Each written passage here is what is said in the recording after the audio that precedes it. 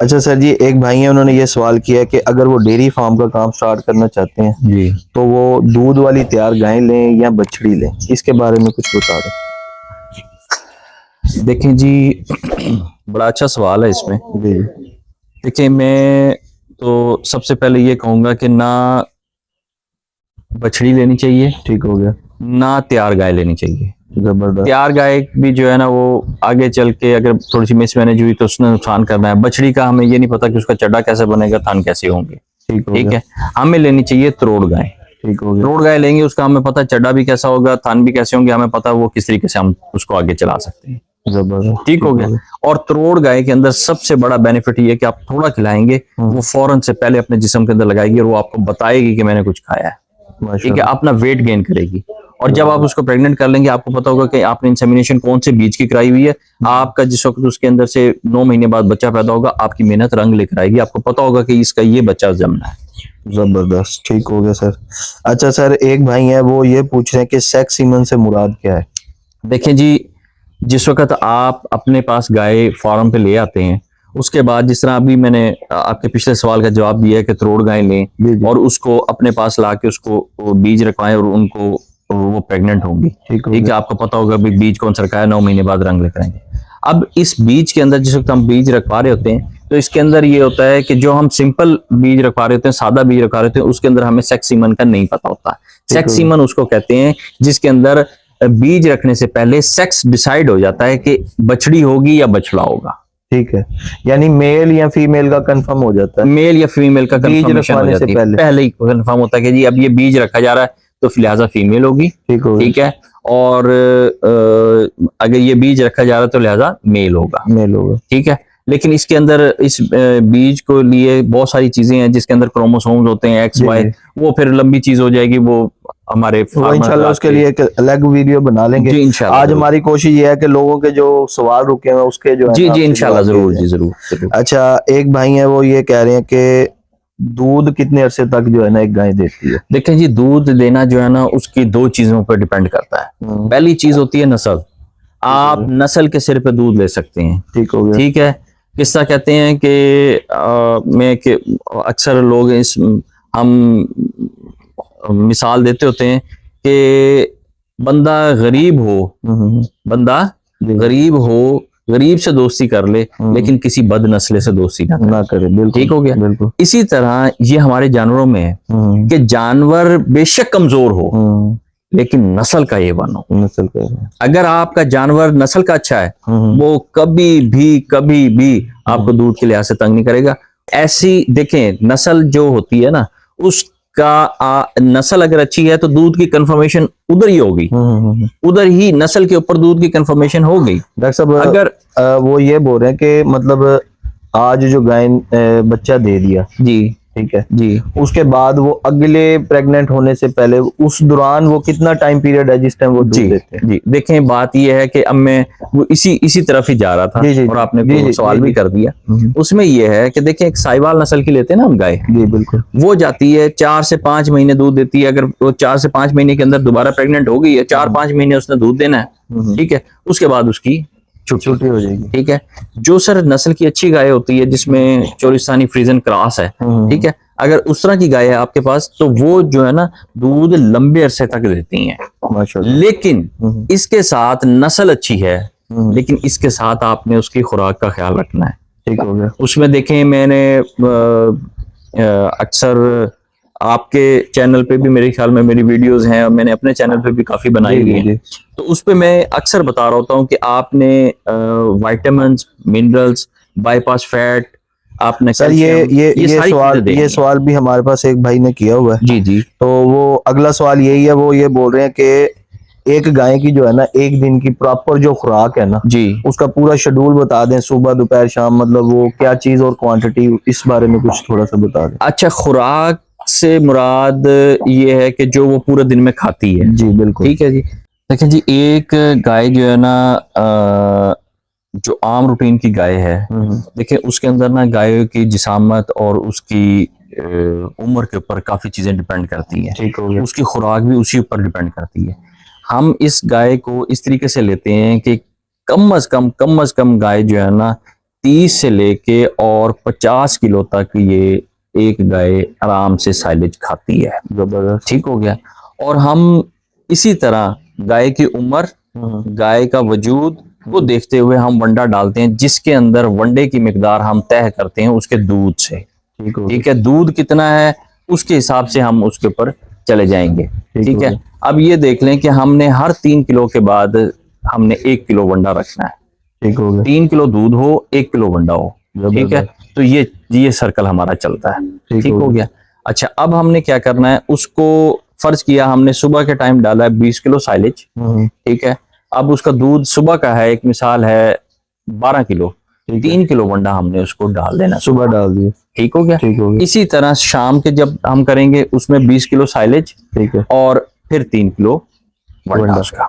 ये हो गया। ठीक हो ये तो ये हो गया। साथ में इसके साथ जो हमने ऐड करना है, और हर सूरत ऐड करना है, इसके अंदर कोई कंप्रोमाइज नहीं है। बिल्कुल। ठीक है, वो क्या ऐड करना है, पहली चीज आपने ऐड करनी है उसके साथ तूड़ी। अच्छा, 1 से 1.5 किलो तूड़ी ऐड कर दें। 1 से 1.5 किलो चौकर ऐड कर दें। चौकर ऐड करने से आपका जानवर कमजोर हो ही नहीं सकता, मुमकिन ही नहीं है। जबरदस्त। ठीक है, ये चीज ऐड कर दें। इसके बाद आपने क्या करना है कि काला नमक और मीठा सोडा। काला नमक आपने देना है 30 ग्राम, मीठा सोडा देना है 30 से 50 ग्राम। ठीक हो गया। ठीक है, वो डेली बेस पे आप देते रहें जिसको साइलेज खिला रहे हैं। ठीक। तो इंशाल्लाह ताला ये बहुत रैपिड ग्रोथ में रहेगी, और अपना जो उसका मिल्क की यील्ड है ना, मिल्क की जो जिस तरह वो दे रही है, दूध दे रही है, उसको वो बहुत लंबे अरसे तक बरकरार रखेगी। जबरदस्त। ठीक हो गया। अच्छा और सर जी, अगला जो सवाल है वो एक भाई बोल रहे हैं कि 10 गायें जो है ना, उसके लिए कितनी जगह दरकार है? देखें, 10 गाय के लिए जो जगह जहाँ पे उन्होंने चारा वगैरह खाना होता है ना, जी जी, ठीक है, आप ये समझ लें कि एक गाय को तकरीबन ऑलमोस्ट 272 फुट है ना जी, एक मरले की जो पमाइश होती है, एक मरले 272 फुट। 272 फुट होती है। तो आधा मरला जो है ना वो एक गाय को, बड़ी गाय को चाहिए।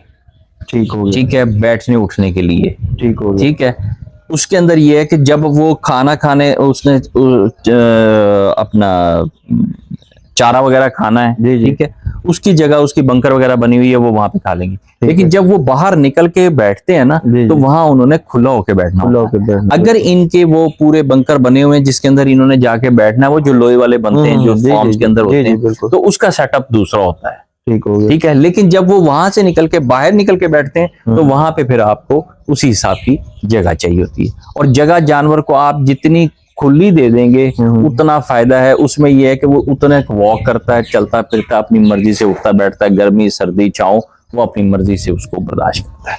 ठीक हो गया, जबरदस्त। अच्छा सर, अगला सवाल ये है कि एक भाई ये पूछ रहे हैं कि अगर किसी के पास अपनी जमीन नहीं है चारे के लिए, जी, ठीक है, काश्तकारी अपनी चारा वो नहीं लगा सकता जी, वो मार्केट से परचेज करके वो डेयरी फार्म बनाना चाह रहा है और थोड़ा शहर के अंदर बनाना चाह रहा है, उसके बारे में कोई थोड़ी सी वजाहत कर दें कि वो कैसा एक्सपीरियंस है? जी, आप ये देखें कि ये इस्लामाबाद हो गया, लाहौर हो गया, जी जी, मुल्तान शहर हो गया, जी ठीक है, और गुजरांवाला सिटी हो गया, जी जी, ठीक है, फैसलाबाद हो गया।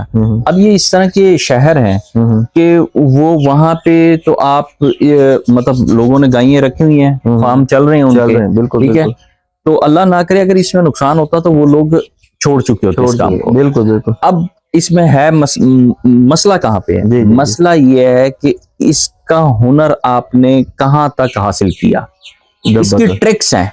जबरदस्त। वो ट्रिक्स किस तरह की आती हैं आपको? वो ट्रिक्स क्या है?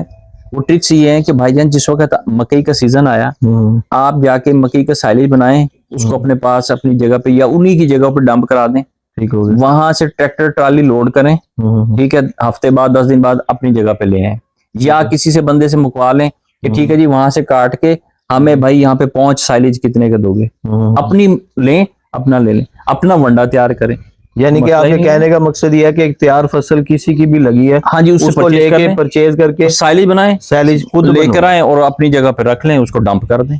ठीक हो, और वही खिलाते रहे अपने जानवर। जबरदस्त। आप वो सस्ता पड़ेगा आपको, आप अपना वंडा खुद तैयार कर रहे हैं, चीजें खुद तैयार कर रहे हैं, जगह थोड़ी सी जानवर की अच्छी होनी चाहिए बैठने उठने की, खाने बिल्कुल, पीने की बिल्कुल। वो ठीक है। अच्छा सर, लास्ट में एक सवाल है, और ये थोड़ा जो है ना सवाल, हमारे कम से कम 5-7 भाई ऐसे हैं जो वो सेम ही सवाल कर रहे हैं, जी तो इसका जो जवाब थोड़ा सा वजाहत से ये दे दीजिएगा कि फार्म जो है ना किसी भाई ने बनाना है, जी।